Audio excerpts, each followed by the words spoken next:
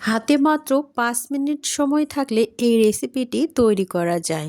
গুঁড়ো দুধ আর ২টো ডিম দিয়ে এই রেসিপিটি এতটাই লোভনীয় হয়, ছোট থেকে বড় সকলেই তৃপ্তি সহকারে খাবে। বাচ্চাদের টিফিন কিংবা বিকেলের চা, পরিবারের আড্ডা, অতিথি আপ্যায়নে বিশেষভাবে এই রেসিপিটি খুবই কম সময়ে তৈরি করে নিতে পারবেন। এতটাই মুখরোচক এই রেসিপিটি। হ্যালো এভরিওয়ান, আসসালামু আলাইকুম। আরজুস কিচেন 90 চ্যানেলে সবাইকে স্বাগতম।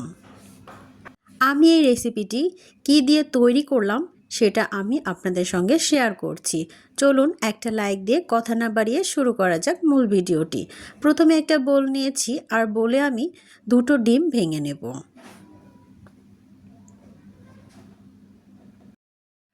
আর এখানে লাগছে স্বাদ মতো লবণ, স্বাদ মতো লবণ দিয়ে দিলাম। আর এখানে আমি হাফ কাপ পরিমাপ দিয়ে দিয়েছি চিনি আর 2 চামচ পরিমাপ দিয়েছি গুঁড়ো দুধ। সমস্ত উপকরণগুলোকে ভালোভাবে মিক্সড করে নিতে হবে। চিনি যাতে সুন্দরভাবে গলে যায় সেজন্যই একটু সময় নিয়ে ধৈর্য সহকারে একটু মিক্সড করে নিতে হবে। খুবই অল্প সময়ে এই রেসিপিটি তৈরি করা যায়, খুবই লোভনীয় এবং বাচ্চারা তো খুবই পছন্দ করে। দেখুন আমার এগুলো গলিয়ে নেওয়া হয়ে গিয়েছে। এখন আমি নিয়ে আসছি ব্রেড। এখানে আমি ব্রেড নিয়েছি আর ব্রেডের সাইডের অংশগুলো আমি বাদ দিয়ে দেব। এগুলো অন্য কাজেও লাগাতে পারেন, ব্রেড ক্রাম্বস হিসেবেও কিন্তু এটা ব্যবহার করা যায়। আমি সম্পূর্ণ সাইডগুলোই কেটে নিয়ে ফিরে আসছি। ভিডিওর এই পর্যন্ত যারা চলে এসেছেন, একটা লাইক দিয়ে পুরো ভিডিওটা স্টার্ট করার অনুরোধ রইল। আপনার একটা লাইক কিন্তু আমার এই ভিডিওকে অনেক দূর পৌঁছে নিতে সাহায্য করবে। এখানে আমি মাঝখানে আরও একবার কেটে নিচ্ছি। এই নাস্তাগুলো আমি রেডি করে নিচ্ছি।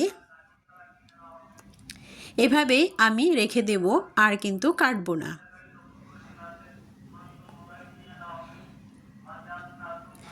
খুবই সহজে এই রেসিপিটি খুব কম সময়ে তৈরি করা যায়।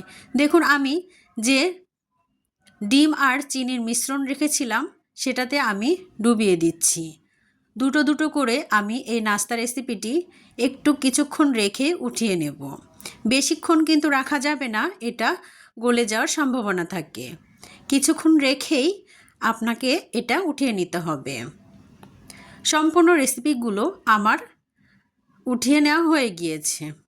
এখন এগুলোকে আমি ফ্রাই প্যানে ভেজে নেব।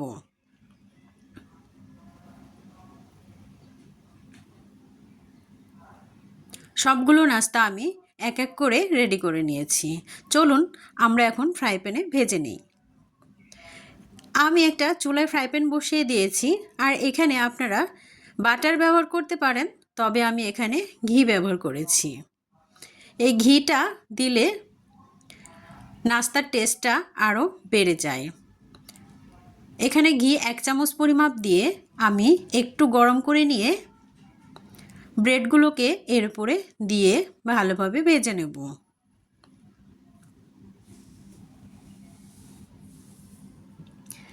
এক এক করে একটু গরম হলে নাস্তাগুলো ছেড়ে দিচ্ছি। বেশি আঁচে কিন্তু এই নাস্তাগুলো ভেজে নেওয়া যাবে না, কারণ পুড়ে যাওয়ার সম্ভাবনা থাকে। কারণ এখানে ডিম দেওয়া আছে, এজন্যই লো আঁচে নাস্তাগুলোকে ভেজে নিয়ে উঠিয়ে নিতে হবে একদম ক্রিস্পি করে।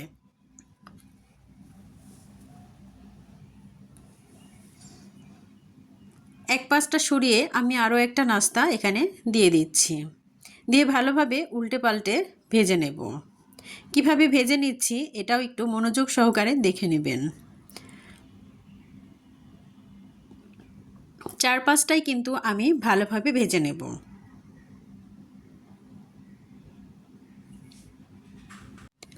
নতুন বন্ধুরা যারা অলরেডি আমার চ্যানেলে চলে এসেছেন, অবশ্যই চ্যানেলটি সাবস্ক্রাইব করে রাখবেন এবং পাশে থাকা বেল নোটিফিকেশন অল করে রাখবেন।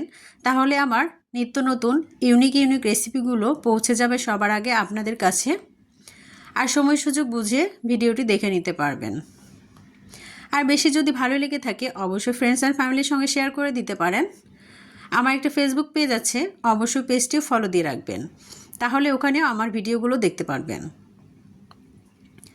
সম্পূর্ণগুলো উল্টে দেওয়া হয়ে গিয়েছে।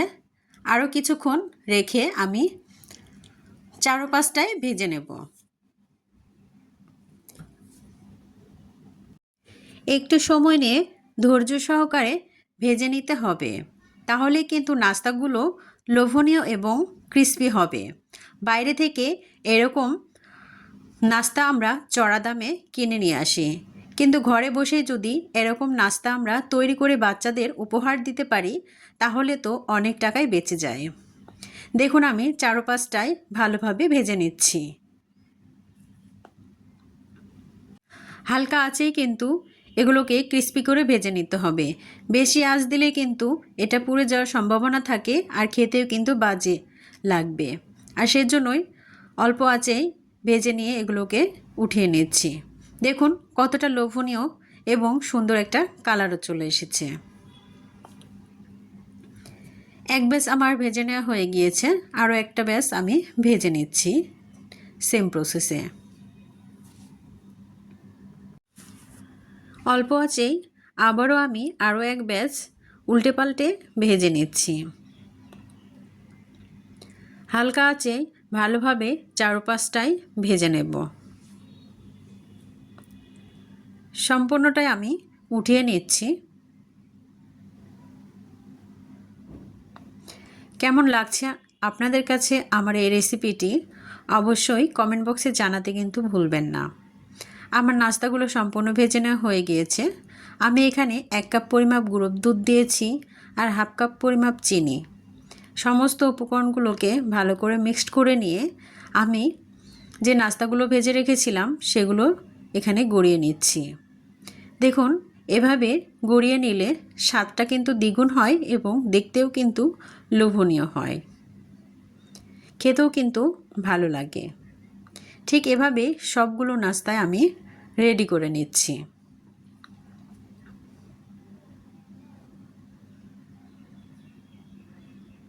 আমার এই চ্যানেলটি অবশ্যই সাবস্ক্রাইব করে রাখবেন নতুন নতুন ইউনিক রেসিপি পাওয়ার জন্য। আর কেমন লাগলো আপনাদের কাছে আমার এই রেসিপিটি অবশ্যই কমেন্ট বক্সে জানাতে ভুলবেন না।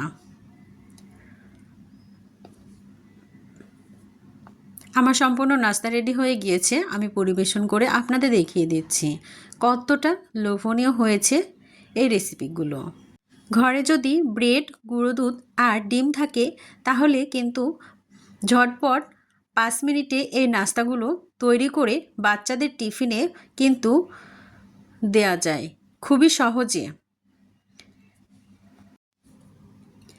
দেখুন কতটা লোভনীয় লাগছে এই রেসিপিগুলো, খেতেও কিন্তু দুর্দান্ত ছিল। আমি আপনাদের একটা ভেঙে দেখাবো কেমন হয়েছে ভেতরটা। একটা আমি উঠিয়ে নিচ্ছি এবং আপনাদের ভেঙে দেখাচ্ছি। দেখুন ভেতরেও কিন্তু অনেক সুন্দর, খেতে কিন্তু খুবই ভালো ছিল। অবশ্যই আপনারা বাসায় ট্রাই করবেন এবং বাচ্চাদের সুন্দর সুন্দর রেসিপি বানিয়ে উপহার দিতে পারেন এবং টিফিনেও দিতে পারেন। টিফিন বক্স অবশ্যই খালি আসবে। কেমন লাগলো আমার এই পুরো রেসিপিটি অবশ্যই কমেন্ট বক্সে জানিয়ে যাবেন। সবাই ভালো থাকবেন, সুস্থ থাকবেন, সকলের সুস্বাস্থ্য কামনা করে এখানে বিদায় নিচ্ছি। আবারও দেখা হবে নেক্সট কোনো ভিডিওর মাধ্যমে। সে পর্যন্ত সবাই ভালো থাকবেন। আল্লাহ হাফেজ।